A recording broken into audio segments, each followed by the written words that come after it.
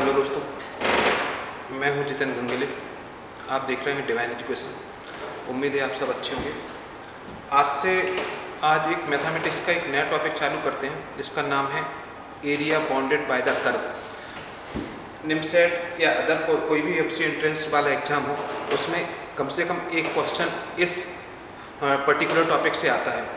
Simple topic है, लेकिन फिर से वही है कि अगर आपके कंसेप्चुअली आप इसे पढ़ते हो, बेसिक कंसेप्ट से मतलब basic level to advance level तक पढ़ते हो, तो ही आप इस टाइप के क्वेश्चन सॉल्व कर सकते हो। अदरवाइज आप इसको रट के नहीं कर पाओगे। तो अपन डिस्कस करते हैं कि इनके बेसिक कंसेप्ट क्या है और क्वेश्चनों को कहाँ से कैसे अप्रोच लगाते हैं क्वेश्चन को सॉल्व करने की। तो कुछ बेसिक चीज़ें समझते हैं।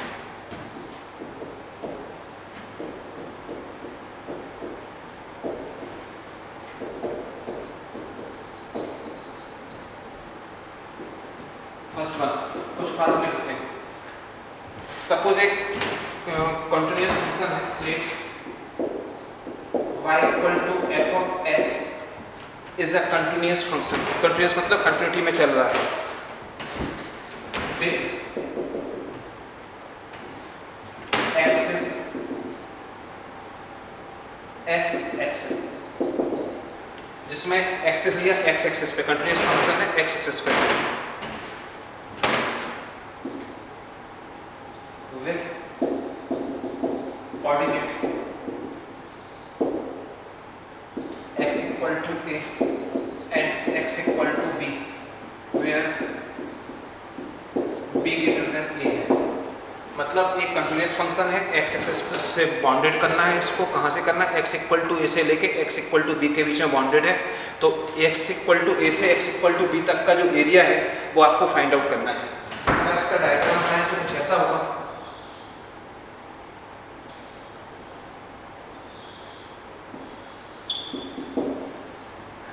x axis, y axis, origin. Suppose x equal to a यहाँ पर है, इतना डिस्टेंस a है और a वाला डिस्टेंस सपोज b है। जो कंटिन्यूअस कर्व है सपोज ऐसा है, तो आपको a वाला area x equal to a और x इक्वल टू b के बीच में जो एरिया है वो फाइंड आउट करना है। एक कंटिन्यूअस कर्व है, तो कंटिन्यूअस का कर्व एक्सिस, आपको एक कर्व गिवन होगा, एक्सिस बताएंगे कि x एक्सिस है या y एक्सिस है, और साथ में ये भी बताएंगे कि कहाँ से कहाँ तक का एरिया आपको फाइंड आउट करना है। तो इसका फार्मूला जो होता है एरिया इक्वल टू, एरिया को जनरली कैपिटल ए से नोट करते हैं, area equal to a to b y dx, या फिर c को a to b f of x dx लिख सकते हो। ये होता है first formula. Similarly second, suppose x equal to f of y एक कॉन्टिन्यूअस फंक्शन है। अभी क्या था, जब फंक्शन दिया था y इक्वल टू x के फॉर्म में, y is the function of x, ठीक है, y equal to x is the function of x, मतलब y की वैल्यू x के फॉर्म में दी थी। अब इसमें उल्टा है, x की वैल्यू y के फॉर्म में दी है। इसमें जो एक्सिस इज, इसमें एक्सिस क्या होगा, इसमें एक्सिस y एक्सिस होगा। जब y इक्वल टू x के फॉर्म में दिया तो x एक्सिस था, x इक्वल टू y के फॉर्म में है तो y एक्सिस है। And FC sir y equal to c and y equal to d। FC सा ले ली, y इक्वल टू c और y equal to d।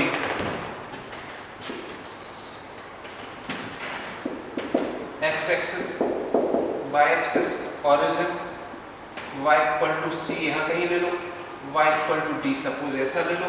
Curve ए है, ये एरिया फाइंड आउट करना है। ये x equal to f of y curve है, ये वाला यहाँ पे y equal to f of x curve था। ये निकालना c टू d का, इसका एरिया का फार्मूला हुआ area equal to c to d x dy, या इसी को लिख सकते हैं area equal to c to d f of y dy। दो चीजें आप समझ में आ गए, तो इसको नोट कर लो, फिर आगे बढ़ते हैं।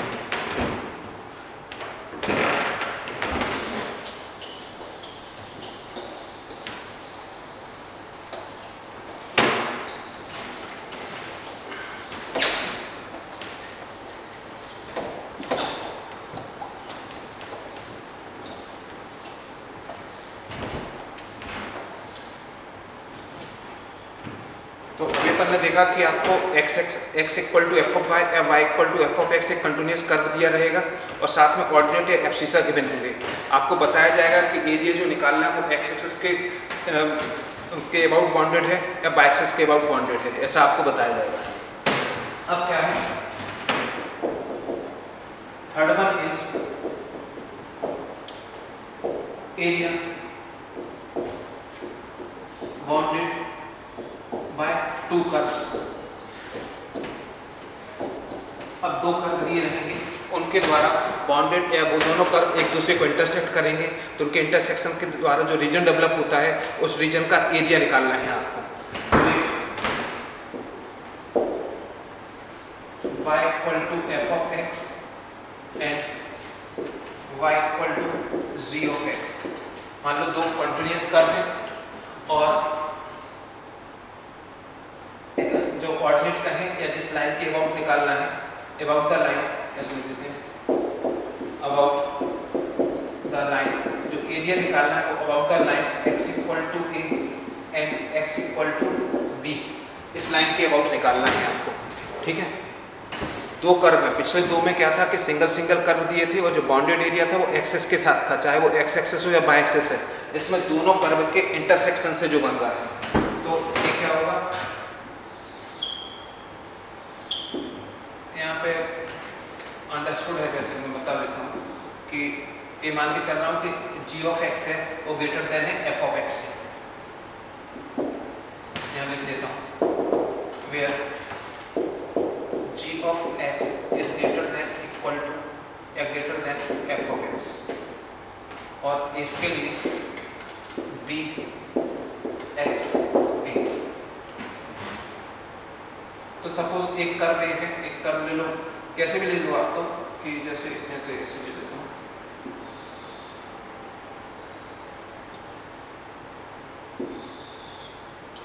मान लो एक कर्व ये है और एक दूसरा कर्व ये है, तो दोनों इंटरसेक्ट किया तो एरिया क्या निकला, जो रीजन डेवलप हुआ वो ये है।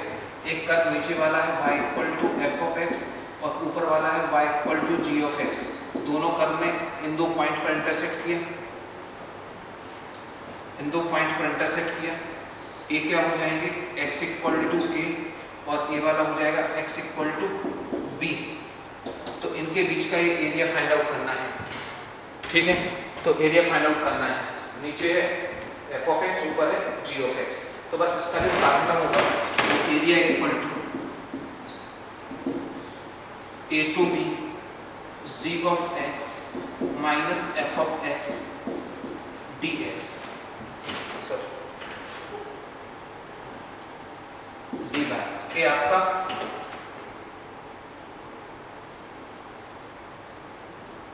dx, ये आपका फार्मूला हुआ। अब इसके अपोजिट अगर दूसरा लें, फोर्थ वन लें, आपकी बात अभी भी वही है, दो कर्व के इंटरसेक्शन से जो रीजन डेवलप होता है उस रीजन का एरिया फाइंड आउट करना है। बस अभी क्या था, y equal to F of x के फॉर्म में दिया था, अब x equal to F of y and x equal to g of y. अब x इक्वल टू वाई के फॉर्म में दिए थे ये दो curve, where f of y is less than equal to g of y and about the line कौन सी, y equal to c and y equal to d, in line के about निकालना है, y equal to c and y equal to d, where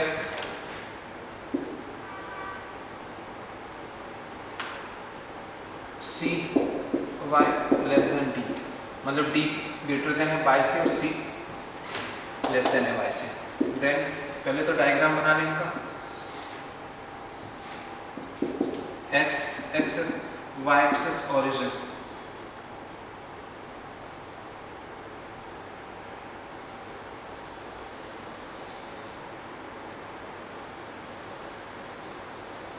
intersect किया, ये c है ये d है, ये नीचे वाला जो है y equal to sorry x equal to F of y है, ये वाला x equal to g of y है। तो इन दोनों के द्वारा जो रीजन डेवलप हुआ उसका एरिया निकालना है आपको।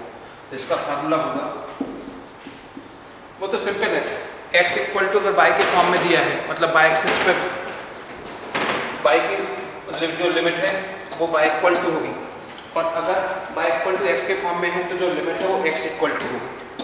ठीक है ना, मतलब कोई बहुत कन्फ्यूजन नहीं है, क्वेश्चन देख के आप बता सकते हो। तो एरिया इक्वल टू होगा C2D f of y minus g of y d y. बिल्कुल सिंपल, ये आपका आंसर है। जब बाय के फॉर्म में फंक्शन दिया तो dy आया, लिमिट बाय इक्वल टू आई, जब x के फॉर्म में फंक्शन दिया तो dx आया, और लिमिट x के फॉर्म में। तो ये नोट कर, इनके बेस पे कुछ क्वेश्चन देखते हैं। जैसे एक क्वेश्चन है, क्वेश्चन में कहा गया कि area bounded by the parabola y equal to 4x square y axis and the lines.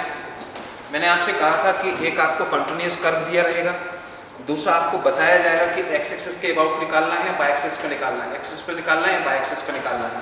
Similarly आपको कोऑर्डिनेट या एब्सिसा या लाइंस माननी, लाइंस गिवन होगी कि किन लाइंस के में निकालना है आपको, या कितने डिस्टेंस पे आपको कितने किस पर्टिकुलर रीजन में निकालना, तो वो आपको लाइंस गिवन होगी। ये दिया है क्वेश्चन, बड़ा सिंपल है। जैसे आपने क्वेश्चन देखा तो क्वेश्चन दिया है बाय इक्वल टू एक्स के फॉर्म में, और आपकी जो लिमिट है, जो लाइंस दी है वो लिमिट है, लिमिट दी है बाय के फॉर्म में। तो इसका मतलब है कि इंटीग्रेशन भी किसके फॉर्म में होगा, y के फॉर्म में, और एक्सिस भी दे रखा है बाय एक्सिस।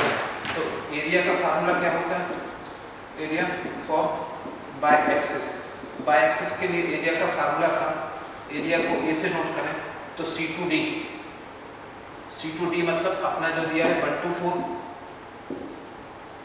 जो लोअर वैल्यू है वो नीचे लोअर लिमिट होगी, अपर वैल्यू अपर लिमिट होगी, और y तो अपने को क्या दिया है, गिवन कर्व क्या था, कर्व था, ऐसे लिख देता हूँ f of y d y. अब गिवन कर्व क्या था, गिवन कर्व था आपका y equal to 4x square dx। तो आपको यहाँ से f ऑफ बाय की वैल्यू निकालनी पड़ेगी। आप इसे f ऑफ बाय लिखें या x डी बाय लिखें, एक ही बात है, कोई फर्क नहीं पड़ता। तो यहाँ से x की वैल्यू निकालेंगे, x की वैल्यू आके यहाँ इक्वेशन फर्स्ट में पुट कर देंगे, फिर इंटीग्रेशन कर देंगे। ठीक ना, मतलब जब आपकी लिमिट बाय के फॉर्म में होती है, इंटीग्रेशन बाय के रिस्पेक्ट में करते हैं, तो यहाँ पर x आएगा। तो यहाँ से x की वैल्यू निकालें, x स्क्वायर इक्वल टू होगा बाय 4, तो x इक्वल टू होगा रूट बाय या by two the power 1/2 upon 2। आपको अगर समझ में नहीं आया तो डायरेक्ट ऐसे लिखता हूँ y अपॉन 4, तो इसका मतलब हुआ बाय टू द पावर 1/2 और 4 का रूट होता है 2। Put in equation first, equation first में पुट कर देंगे इसको, x की वैल्यू को, तो a इक्वल टू हो जाएगा integration of 1 to 4 y to the power 1/2 upon 2 dx। So a equal to, बस यहाँ पे सिंपल इंटीग्रेशन करना है। जो मेन चीज समझने की ये है कि जब y इक्वल टू दी है लिमिट, तो आपको ये वाला फार्मूला यूज करना, और यहाँ से कर्व से x की वैल्यू निकाल के पुट कर देंगे। सो a इक्वल टू 1/2, इंटीग्रेशन आपको आता होगा डी बाय, इंटीग्रेशन आपको आता होगा by two the power n, तो क्या हो जाता है, ये हो जाता है बाय टू द पावर, जो भी पावर है और सब +1, और नीचे रेशो में भी +1। अगर इंटीग्रेशन इतना नहीं आता तो पहले इंटीग्रेशन पढ़ो बेसिक, फिर इसके बाद इस क्वेश्चन को करो, क्योंकि बेसिक इंटीग्रेशन तो आना ही चाहिए। तो 1 to 4, so a equal to 1/2, a कितना हो गया y to the power 3/2 upon 3/2, 1 to 4। मैं बिल्कुल आपको स्टेप बाय स्टेप बता रहा हूँ जिससे आपको इजीली समझ में आ जाए। जब आप एग्जाम में क्वेश्चन करोगे तो शॉर्टकट में करें, बीच के कई स्टेप हैं जिनको स्किप किया जा सकता है। जैसे 30-40 सेकंड में अगर सेम क्वेश्चन आ जाए तो 30 सेकंड में किया जा सकता है। सो a इक्वल टू 1/2, 2/3 बाहर ले लो, बाय को रिप्लेस किया एक बार 4 से, so 4 to the power 3/2, minus sign लगा के एक बार 1 से, upper limit minus lower limit 3/2, 2 से 2 cancel, so a equal to 1/3। यहाँ 4 को मैं लिख सकता हूँ 2 का स्क्वायर और 3/2, 1 के ऊपर कोई भी पावर हो 1 ही होता है, 2 से 2 cancel, so a equal to 1/3, 2 to the power 3 मतलब 8, 8 minus 1, so a equal to आ गया 7/3। बिल्कुल सिंपल, 7/3 मतलब option C is correct answer. तो ऐसे आपको क्वेश्चन को करना है जब आपको एक कर्व और साथ में आपको लिमिट दी हो तो। सो नेक्स्ट क्वेश्चन है कि area bounded by the curves. इस क्वेश्चन में दो पैराबोला दिए गए हैं, इनके बीच में जो बाउंडेड एरिया है वो फाइंड आउट करना है। मतलब दोनों कर्व एक दूसरे को इंटरसेक्ट कर रहे होंगे, जिससे वो रीजन डेवलप होता है, उस रीजन का एरिया फाइंड आउट करना है। एरिया के क्वेश्चन आपसे बहुत ज़्यादा इजी तरीके से तब बन सकते हैं जब आपको कुछ कर्व पता हो। कुछ स्टैंडर्ड कर्व होते हैं जैसे पैराबोला है, एलिप्स है, हाइपरबोला है, या कुछ और भी होते हैं, सर्कल वगैरह हो गया। इनके आपको इनका नॉलेज हो कि एक कर्व बनते कैसे हैं, इनकी इक्वेशन, इनकी स्टैंडर्ड इक्वेशन क्या होती है, और इन इक्वेशन में अगर थोड़ा कुछ चेंज किया जाता है तो उससे कर्व पर क्या इफेक्ट पड़ता है।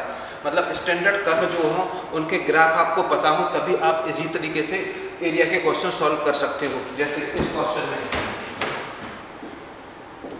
गिवन कर्व,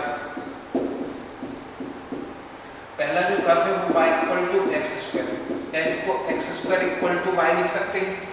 ये जो x square equal to y है ये वास्तव में x square equal to 4a y वाला कर्व है। X square equal to 4a y, जहाँ पर a की वैल्यू मान 4a की वैल्यू बनती है तो a की वैल्यू 1/4 होगी। ठीक है, तो आपको पहले पता होना चाहिए कि x square equal to 4a y होता है तो वो कर्व बनता कैसे है, एक्स एक्सिस पे बनता है या वाई एक्सिस पे बनता है, या बनता है तो किस टाइप का कर्व बनता है। ठीक है, तो सबसे पहले मैं बताऊं कि अगर कभी भी किसी भी कर्व में x की पावर 2 है तो वो y एक्सिस पे बनेगा, और अगर y की पावर 2 है तो वो x एक्सिस पे बनेगा। बिल्कुल बेसिक कंसेप्ट। अब वो y एक्सिस को इंटरसेक्ट करता है first quadrant, second quadrant, third, fourth, upper direction, lower direction, वो अलग चीज़ है। सबसे पहले तो बात करें कि अगर x की पावर 2 है तो y एक्सिस पे बनेगा, और अगर यहाँ पॉजिटिव साइन दिया है तो y एक्सिस के अपवर्ड बनेगा, y एक्सिस पे अपवर्ड डायरेक्शन में बनेगा। ठीक है, तो ये वाला जो है इसको अपन ने इससे कंपेयर किया, x square equal to 4a y से कंपेयर किया। सो 4a इक्वल टू यहाँ बाय, यहाँ बाय का कोफिशिएंट कुछ नहीं तो 1 है, तो इसको 4a इक्वल टू 1, तो a इक्वल टू आ गया 1/4। इस कर्व के लिए a हो गया 1/4। ठीक है, अब ठीक है, इससे अपन को इतना समझ लगे। अब सेकंड कर्व है,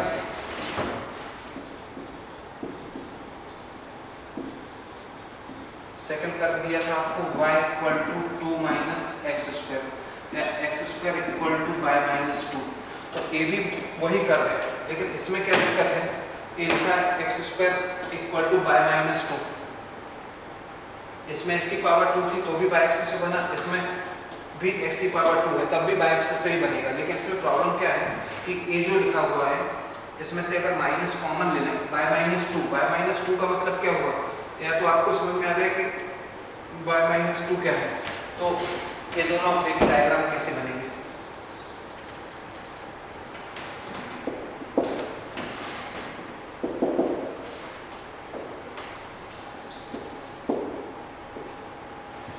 जो x square equal to y है वो तो ऐसा बनेगा,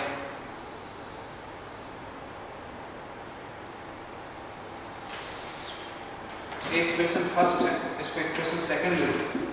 इक्वेशन फर्स्ट और सेकंड को सॉल्व भी कर लो, इक्वेशन फर्स्ट एंड सेकंड दोनों के लेफ्ट हैंड साइड इक्वल है तो राइट हैंड साइड भी इक्वल होगी। उल्टा लिख दिया मैंने, 2 माइनस वाई, तो ये होगा 2 माइनस वाई, तो 2y इक्वल टू 2, तो यहाँ से y की वैल्यू क्या निकली 1, y की वैल्यू 1 है, y की वैल्यू पुट इसमें कर देंगे, पुट इन इक्वेशन फर्स्ट में y की वैल्यू 1 पुट कर देंगे तो x की वैल्यू भी क्या आ जाएगी 1 आ जाएगी। ठीक है, ठीक है, इतनी चीज समझ में आ गई। और x की वैल्यू प्लस माइनस 1 आएगी, माइनस 1 और plus 1, y equal to 1 put किया तो x स्क्वायर इक्वल टू 1, तो x equal to plus minus 1। इसका मतलब क्या कह रहा है, x की दो वैल्यू निकल रही है, प्लस माइनस 1 है, और y की कौन सी निकली, y की सिर्फ निकली 1 है। ठीक है, अब ये जो कर्व है 2 माइनस वाई, एक कर्व बनेगा ऐसा,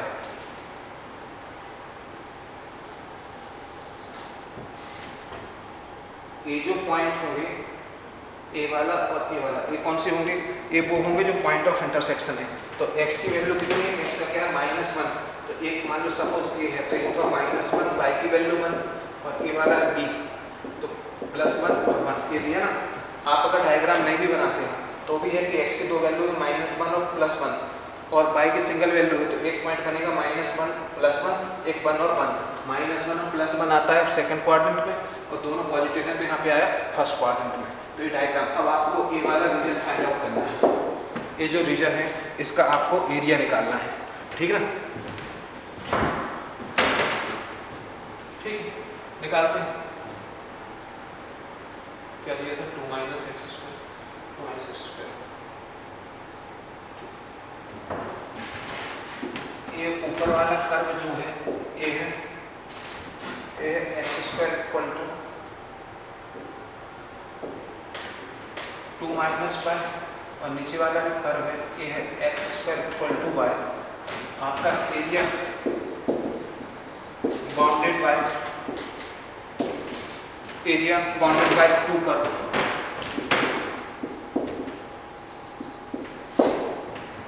ये फार्मूला लगेगा। तो एरिया इक्वल टू होता है लिमिट a to b, जो पहला वाला जो फर्स्ट कर्व है, मतलब y1 - y2 ऐसे लिखते हैं dx। ये इसका फार्मूला होगा। यहाँ से y की वैल्यू निकालें तो x² और यहाँ से y की वैल्यू निकाली क्या है? 2 - x², तो y1 - y2।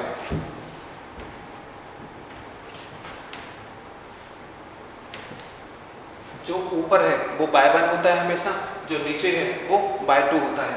ऊपर जो अपर, जो दो कर्व जब इंटरसेक्ट करेंगे तो एक अपर साइड होगा, एक लोअर साइड होगा, तो जो अपर है वो y1 कहलाता है और लोअर वाला y2 कहलाता है, ठीक है। तो अब इसको सॉल्व करेंगे तो इसका इक्वल टू, सबसे पहले तो लिमिट क्या आएगी? लिमिट आपकी जो आएगी वो आपको अपर और लोअर, तो लिमिट क्या दी है? यहाँ से यहाँ तक के लिए निकालना है आपको, 0 से 1 के लिए, 0 से 1 और ये होगा, बता रहा हूँ क्या, y1 = y1 मतलब अपर वाला, तो कितना हुआ? 2 - x² - y2 मतलब x²। पहले आप इसको एक मिनट देखें अच्छे से कि ये समझ में आया कि नहीं आया। फिर समझाता हूँ मैं आपको। अपन ने क्या किया, जो दो कर्व दिए थे दोनों कर्व को सॉल्व किया, जिससे x की दो वैल्यू और y की एक वैल्यू मिली। जब x की दो वैल्यू y की एक मिली तो उससे इंटरसेक्शन पॉइंट निकाल लिए। बेसिक नॉलेज होना था आपको कर्व का, कि कर्व कैसा बनता है, तो वो मैंने बता दिया आपको कि ये बनता है अपर डायरेक्शन में, ये बनेगा लोअर डायरेक्शन में। 2 - y है तो इस पॉइंट के कोऑर्डिनेट निकालोगे तो 0, 2 होगी। जितना जिस कांस्टेंट में से y माइनस होगा ये तो ऊपर होता जाएगा। सपोज 3 - y होता तो यहाँ आता, 5 - y होता तो और ऊपर आता, और अगर 2 + y होता तो ये ही कर्व सबके नीचे आ जाता, ठीक है। उस केस में तो खैर इंटरसेक्ट भी नहीं करता। तो यहाँ देखा, अब चूंकि दोनों कर्व दिख रहे हैं इंटरसेक्ट कर रहे हैं, तो मैंने ये फार्मूला लगाया, formula a to b y1 - y2। y1 मतलब जो अपर ऊपर वाला कर्व है y1 और नीचे वाला y2।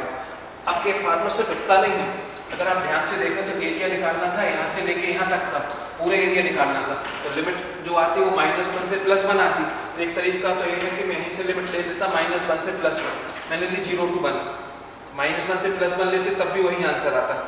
0 to 1 लेने पे क्या हुआ, 0 to 1 का मतलब ये हुआ कि मैं इस पोर्शन का एरिया निकाल रहा हूँ और जितना इसका निकलेगा उसी में इसमें 2 का मल्टीप्लाई करते हैं तो इस पूरे का निकल आएगा, क्योंकि इसे बोलते हैं सिमेट्रिक कर्व, जितना इस साइड है उतना ही इस साइड है।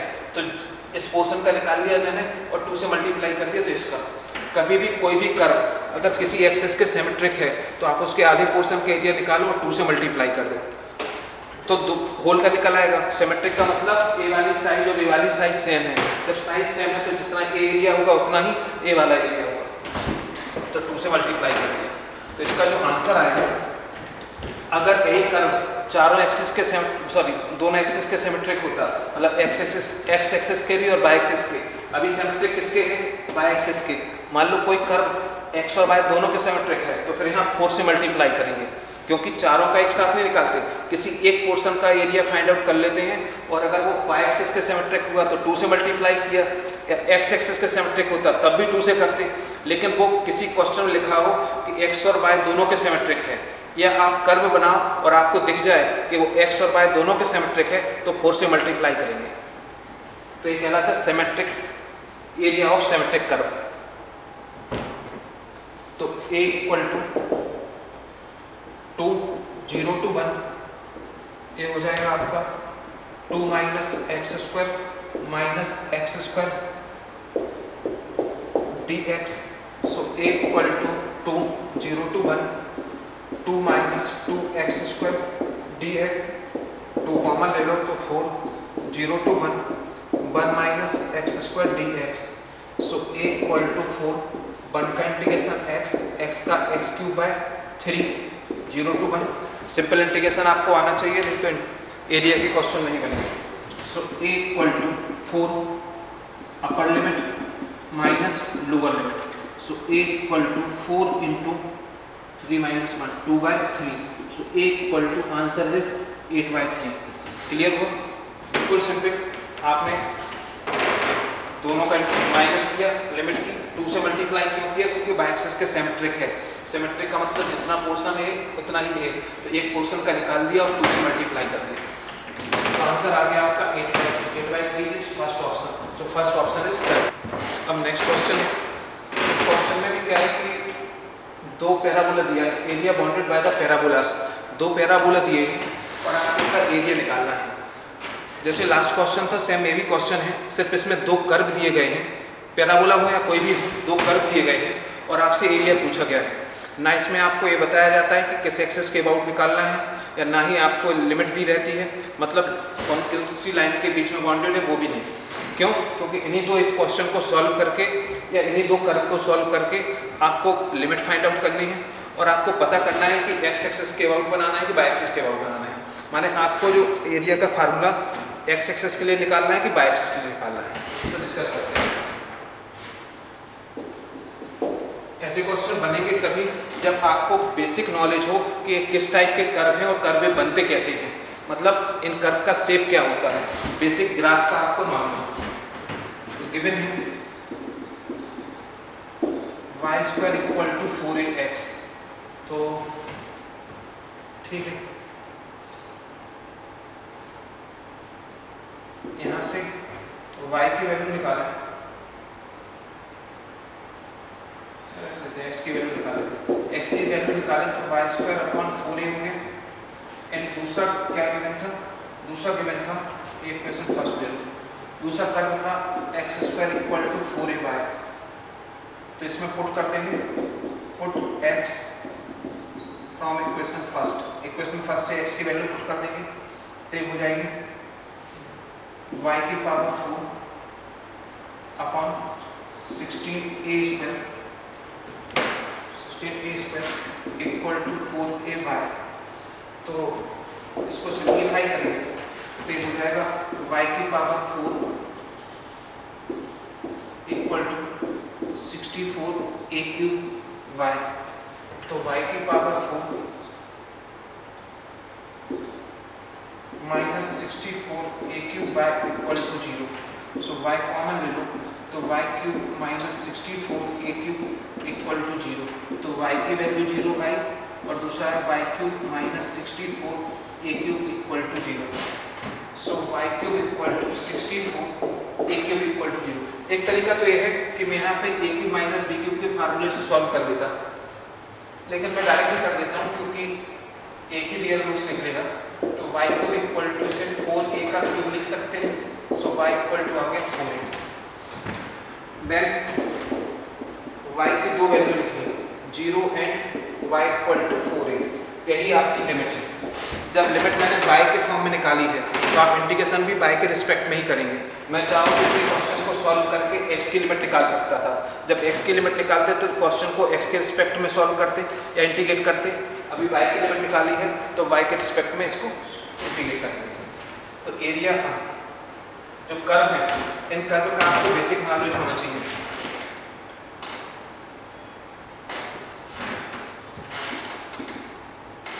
y गिवन कर्व, जो गिवन कर्व है उनकी हेल्प से मैं डायग्राम बनाऊंगा।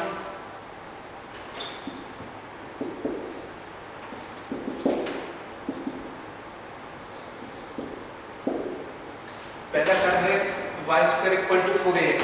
कभी भी y की पावर 2 हो तो कर्व जो होगा वो x एक्सिस के सिमेट्रिक होगा, और जब x की पावर 2 हो तो y एक्सिस के सिमेट्रिक होगा। तो जब y की पावर 2 है तो कर्व x एक्सिस के सिमेट्रिक होगा, मतलब ऐसा बनेगा। सिमेट्रिक मतलब जितना ऊपर उतना ही नीचे। तो ये वाला है y² = 4ax, और जब x की पावर 2 हो तो y एक्सिस के सिमेट्रिक। तो ये ऐसा बना, ये ऐसा थोड़ा सा अच्छा बना, ये बना x² = 4ay। तो इन दोनों की जो बॉन्डेड एरिया है वो ये वाला है। तो ये जो ओरिजिन है, ओरिजिन के क्वाड्रेंट तो 0,0 होगा। इसके क्या होंगे, जब y की वैल्यू 4a आई, y की वैल्यू 4a कर दो तो 4a से 4a कैंसिल हो जाएगा, तो x = भी क्या आएगा, 4a आएगा। अरे y = 4a यहाँ पुट करोगे, 4a का स्क्वायर से नीचे का 4a कैंसिल, तो x = क्या बचेगा, 4a। तो इस पॉइंट पे जो कोऑर्डिनेट हुए वो क्या हुए, 4a, 4a। तो आपकी लिमिट क्या आ गई, लिमिट तो यहीं पे निकाल ली थी, तो आप ऐसे भी लिख सकते थे, क्योंकि जब y के रिस्पेक्ट में करना तो 0 to 4a है, अगर आप इसे x के रिस्पेक्ट में भी करोगे तो भी 0 to 4a ही आएगी। तो आप किसी के भी रिस्पेक्ट में कर लो, कोई फर्क नहीं पड़ता है, दोनों से सेम आंसर आएगा। तो एरिया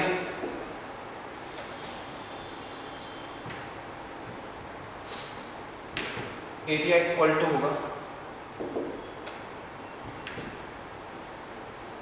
लिमिट डायरेक्ट लिख देता हूँ 0 to 4a और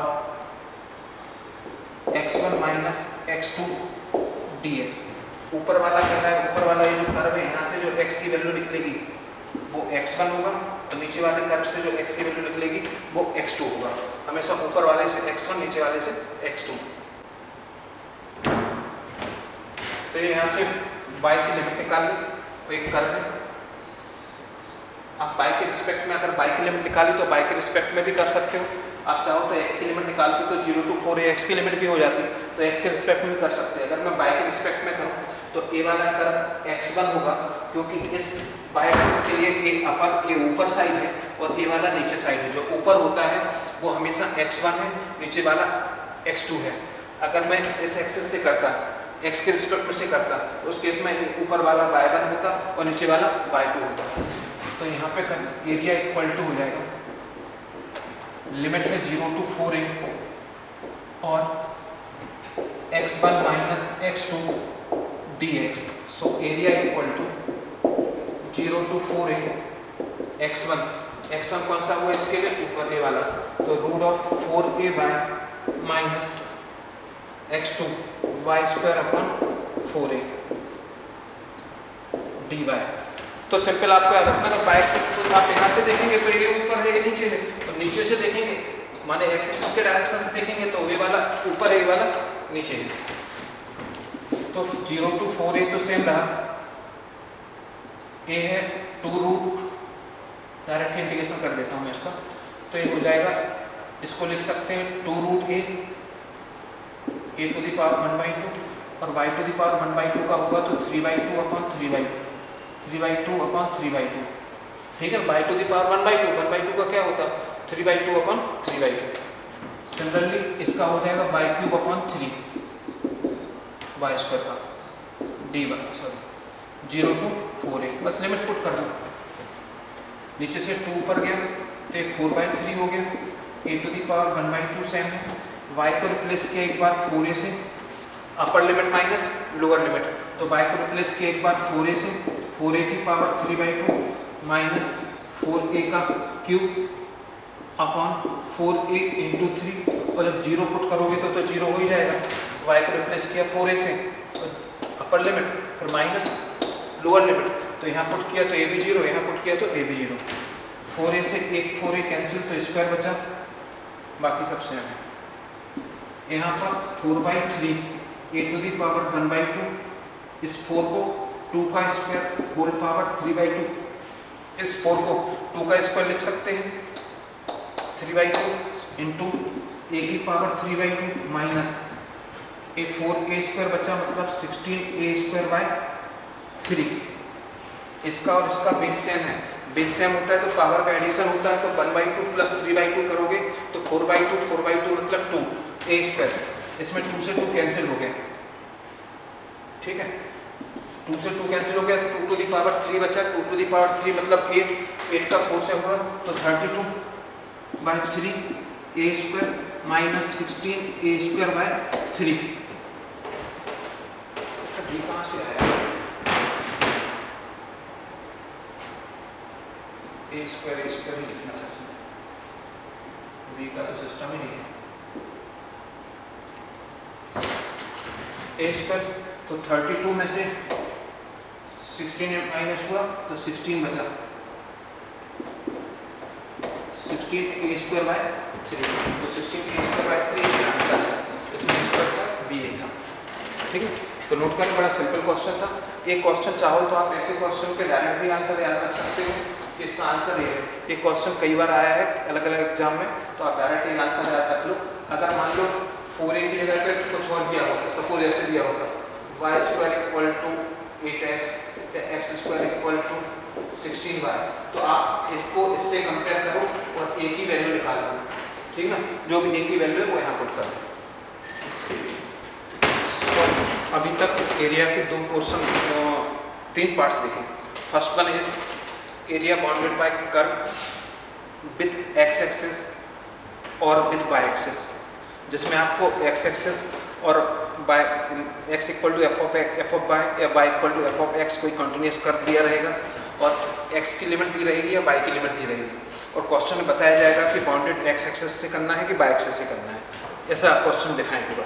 सेकंड टाइप का जो किया वो किया सिमेट्रिक कर्व, मतलब आपको कोई कर्व दे रखा, 2 कर्व दे रखे मान लो, या सिंगल कर्व भी दे रखा है, और आपसे कहा है कि मान लो वो x एक्सिस से या 2 कर्व आपस में बाउंडेड हैं, तो उनका बीच का एरिया फाइंड आउट करना है, और वो सिमेट्रिक होंगे, या तो x एक्सिस से सिमेट्रिक होंगे या y एक्सिस के। इस वाले केस में 2 कर्व भी हो सकते हैं, मतलब 2 कर्व का इंटरसेक्शन भी हो सकता है सिंगल कर्व भी आपको गिवन हो। जैसे आपसे कहा जाए कि find the area of ellipse, बस इतना ही कहा गया, find the area of ellipse. अब इसमें सिंगल कर्व दिया गया है आपको, ठीक है, और जैसे मैंने पीछे 2 क्वेश्चन कराए कि उसमें दिए थे 2 कर्व दिए थे, और उन दोनों कर्व एक दूसरे को इंटरसेक्ट करते हैं, तो उनके इंटरसेक्शन से जो रीजन डेवलप होता है उनका एरिया निकालना है। तो एक क्वेश्चन में क्या था कि जो रीजन डेवलप हो रहा था वो बाय एक्सिस के सिमेट्रिक था, इसलिए मैंने 2 से मल्टीप्लाई किया था और किसी एक पोर्शन का एरिया फाइंड आउट कर दिया था, ठीक ना, तो वो कहलाता है symmetric area of symmetric axis या सिमेट्रिक ऑफ एक्सिस, ठीक ना, वो हो गया। अब नेक्स्ट जो चीज़ है वो है पॉजिटिव एरिया और नेगेटिव एरिया। तो पॉजिटिव एंड नेगेटिव एरिया ये क्या होते हैं?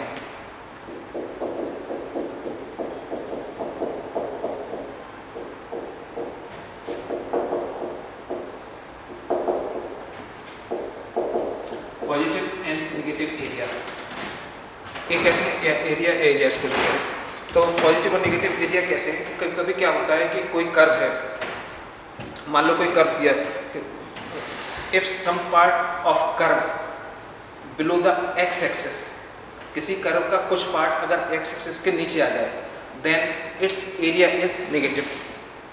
तो उसका एरिया क्या होगा? नेगेटिव होगा, क्योंकि x एक्सिस के नीचे तो एरिया नेगेटिव होगा। But area can not be negative, area कभी नेगेटिव तो होता नहीं है, therefore we will take its modulus. मतलब सिंपल लैंग्वेज में अगर बात करें कि अगर किसी कर्व का कुछ पोर्शन x एक्सिस के बिलो आ जाता है तो एरिया तो उसका भी निकालना है, लेकिन वो x एक्सिस के बिलो है तो उसका एरिया नेगेटिव होगा। तो नेगेटिव एरिया कभी भी नेगेटिव नहीं होता, एरिया हमेशा पॉजिटिव होता है। तो ऐसे केसेस में जो पोर्शन x एक्सिस के बिलो है उस पोर्शन का एरिया निकालने के लिए उसका मॉड लेंगे, ठीक है, माने एरिया का फार्मूला वही लगेगा, बस उस पूरे के बाहर मॉड का साइन आ जाएगा, ठीक है, क्लियर। तो चाहो तो आप नोट कर लो, ऐसे लिख लो कि ऐसे नोट कर लो कि if some part of curve below the x axis then its area is negative, but area can not be negative, therefore we take its modulus। अब इसी पे कुछ चीजें और डिस्कस करते हैं। लेट एक कोई कर्व है, let curve y equal to F of x है, एक कर्व है। लेट मान लो कोई y equal to F of x एक कर्व है। If the curve cross the x axis at C, मान लो एक कर्व जो है ये एक्स एक्सिस को क्रॉस कर रहा है सी पे, सी पॉइंट पे क्रॉस कर रहा है, then the area bounded by the curve, let curve cross the x axis at C, C कोई पॉइंट है, then area of this curve, area of curve by equal to F of x, ये तो दिया ही हुआ by equal to F of x, and साथ में आपको कुछ y equal to F of एक्स with coordinate x equal to a and x equal to b, x equal to a और x इक्वल टू b के बीच में ordinate में आपको एरिया फाइंड आउट करना है। चीज़ वही है जो अपन ने स्टार्टिंग पढ़ी, आपको ऑर्डिनेट दिए हैं, एक कंटिन्यूअस कर्व दिया है, लेकिन इसमें क्या है कि उन्होंने कहा, क्या कहा कि जो कर्व है कंटिन्यूअस कर्व वो एक्स एक्सिस को क्रॉस कर रहा है सी पॉइंट पे। मतलब अगर मैं इसका डायग्राम बनाना चाहूँ सपोज, तो मैं ऐसा बना सकता हूँ, कैसे भी बना सकता हूँ, मैंने ऐसा बना दिया, यहाँ कहीं से भी ले लो, यहाँ से नहीं लेते, सपोज मान लो ए ले लिया, ए है ए है बी और ये सी पोर्शन है जिसपे आपका कर्व एक्स एक्सिस को क्रॉस कर रहा है। फिर वापस बी पे आ गया, तो इसका एरिया क्या होगा, इसका जो एरिया होगा वो होगा, दो पार्ट्स में, एक पार्ट्स ए है और एक पार्ट्स ए है, तो ये जो a to c by d x, एक तो ये रहेगा और दूसरा पोर्शन रहेगा C2D बाई डी एक्स। लेकिन इसका जब एरिया निकालोगे इस वाले पोर्शन का, तो इसमें मॉड लगेगा, क्योंकि एक्स एक्सिस के से नीचे आ रहा है, एक्स एक्सिस से नीचे आ रहा है, बिलो टू एक्स एक्सिस है, तो नेगेटिव होना चाहिए एरिया, लेकिन एरिया नेगेटिव नहीं होता है, तो इसमें क्या हुआ, मॉड लगा। तो ये कंसेप्ट मैंने यहाँ बताया। सिमिलरली एक और में कि फिर से मान लो कोई कर्व है जो एक्स एक्सिस को 2 पॉइंट्स सी और डी पे क्रॉस कर रहा है, 2 पॉइंट्स पे क्रॉस कर रहा है। इसमें क्या कर रहा था, सिर्फ एक पे क्रॉस कर रहा था सी पे, अपन ने दूसरे में लिया कि सी और डी पे क्रॉस कर रहा है, और आपको उसमें भी coordinate x equal to a और x इक्वल टू b दिए हैं। तो अब आपको एरिया फाइंड आउट करना है, तो क्या होगा, so if the curve cross the x axis, if the curve cross the x axis in 2 points,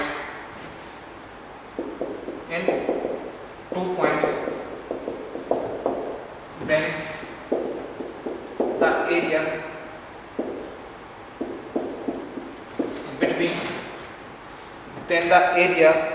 between the curve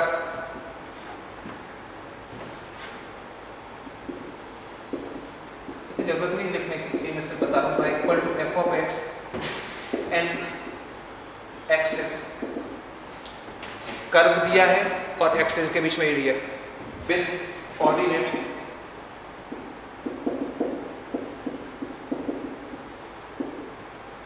x equal to a and x equal to b। ये आप coordinate shortcut में लिख दिया, आपको detail में लिखने से अच्छा है कि कर्व दे दिया y equal to F of x and coordinate दे दिया x equal to a and x equal to b।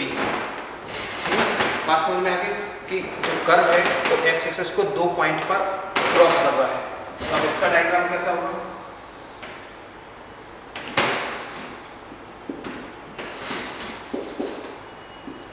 ये सपोज ऐसा बना,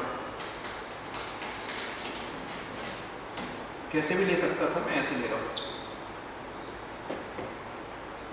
ये हो गया A, ये हो गया C, ये हो गया D, ये हो गया B। तो ए वाला पोर्शन नेगेटिव है और ये दोनों कैसे हैं, पॉजिटिव।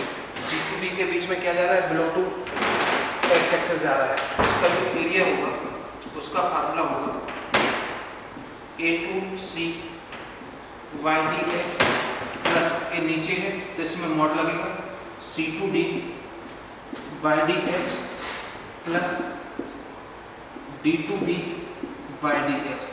ये इसके एरिया का फार्मूला होगा, मतलब जो portion below the x axes है उस पर मॉड लगेगा, तो नोट करना इसको।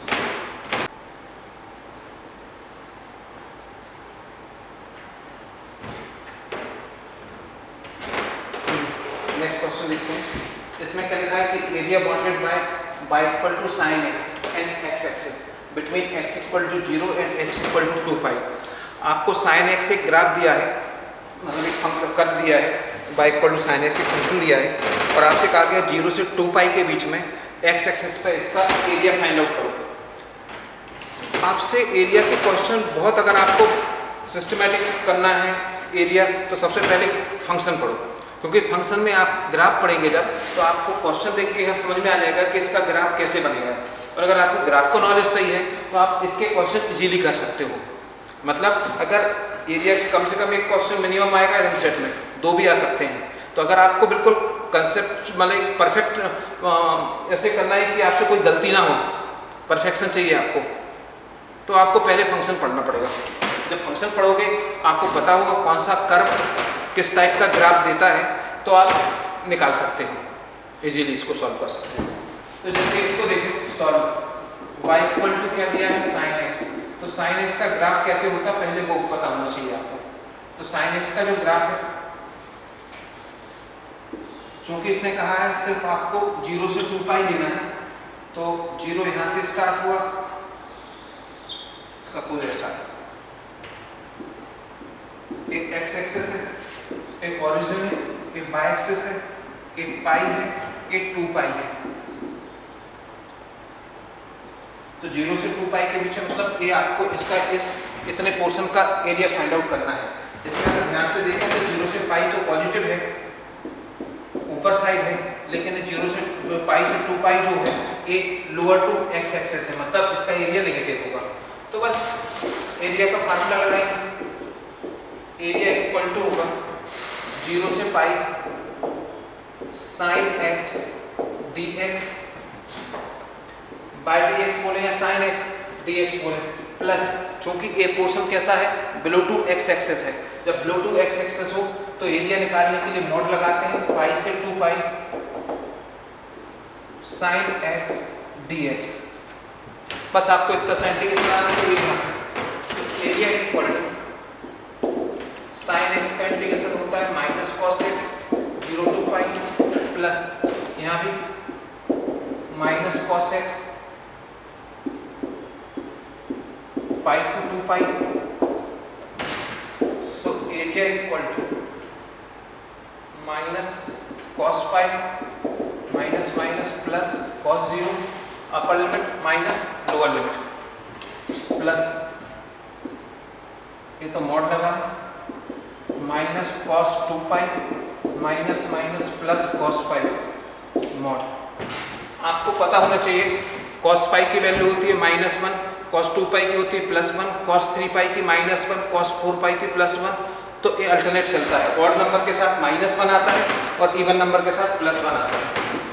सो एरिया कॉस पाई की वैल्यू -1, कॉस 0 की वैल्यू +1 प्लस ये मॉड है कॉस पाई -1 कॉस 2 पाई +1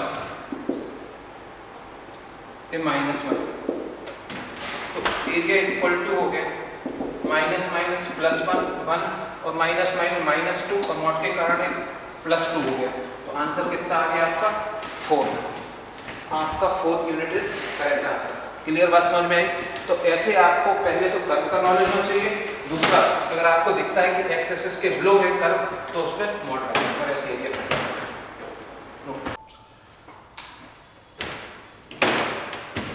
एरिया में कुछ क्वेश्चन ऐसे भी आते हैं जो आप एरिया के जो फार्मूले होते हैं उनके थ्रू ना करके डायरेक्टली हो जाते हैं, सिंपल फार्मूले के थ्रू, जैसे स्क्वायर का एरिया रेक्टेंगल का एरिया इन फार्मूले के थ्रू हो जाते हैं।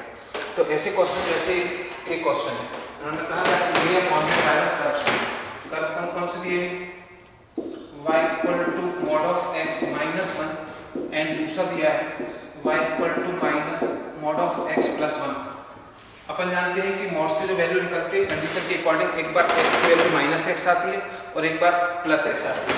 तो एक बार मैं इसको लेता हूँ y इक्वल टू, सपोज मैंने प्लस माइनस x लिया, ये सही नहीं लगता लिखना लेकिन मैं सिर्फ आपको समझाने के लिए लिख रहा हूँ।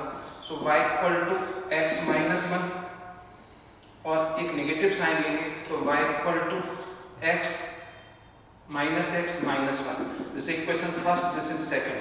सिमिलरली यहाँ पे लिए y equal to minus plus minus x plus 1 taking positive sign, so y equal to minus x plus 1, this equation third and taking negative sign, so y equal to minus minus plus plus 1 fourth. Equation first और third को solve करेंगे, first और third, equation first and third को solve किया, कैसे, first और third का सम कर दें। इक्वेशन फर्स्ट प्लस थर्ड किया तो क्या हो जाएगा, x x कैंसिल हो जाएगा, 1 1 भी कैंसिल हो जाएगा, तो y इक्वल टू 0 आ जाएगा। y इक्वल टू 0 पुट कर दूं, पुट इन इक्वेशन या तो फर्स्ट में या थर्ड में, फर्स्ट में पुट किया y इक्वल टू 0 तो x इक्वल टू क्या आ गया 1, तो एक पॉइंट मिल गया अपन को 1,0, ठीक है। सिमिलरली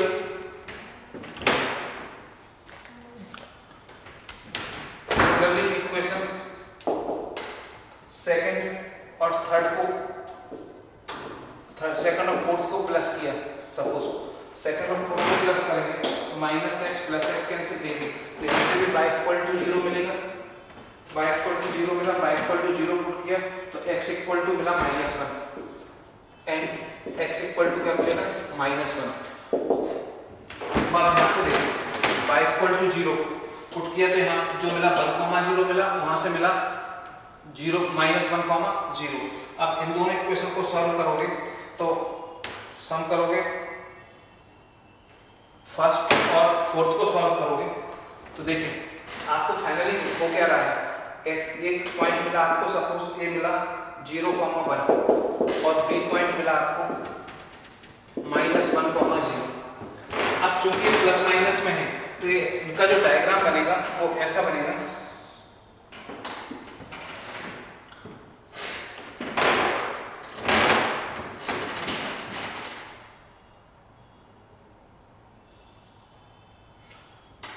जीरो कॉमा 1 मतलब x एक्सिस पे y की वैल्यू 0 होती है, y एक्सिस पे x की वैल्यू 0 होती है।